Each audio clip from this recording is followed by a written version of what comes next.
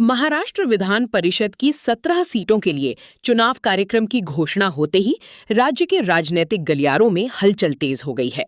चुनाव आयोग द्वारा घोषित कार्यक्रम के अनुसार 25 मई को अधिसूचना जारी की जाएगी, जबकि 1 जून तक उम्मीदवार नामांकन दाखिल कर सकेंगे।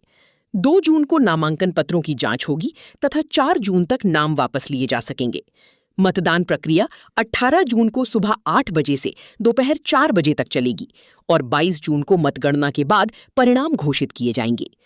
इन चुनावों के चलते राज्य के 17 जिलों व निकाय निर्वाचन क्षेत्रों में एक बार फिर राजनीतिक गतिविधियां तेज हो गई हैं।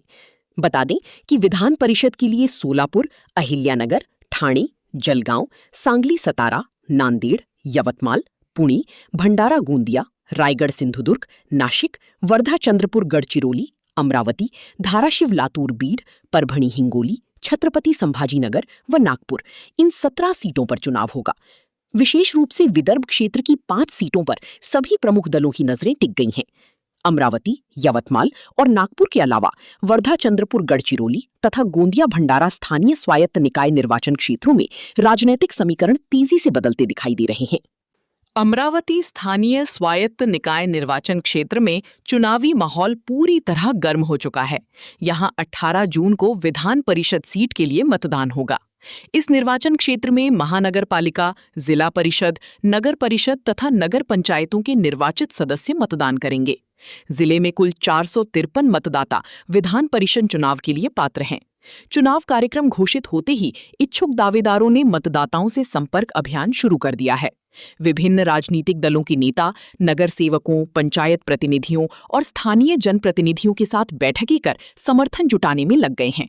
राजनीतिक गलियारों में संभावित उम्मीदवारों के नामों को लेकर चर्चाओं का दौर शुरू हो गया है।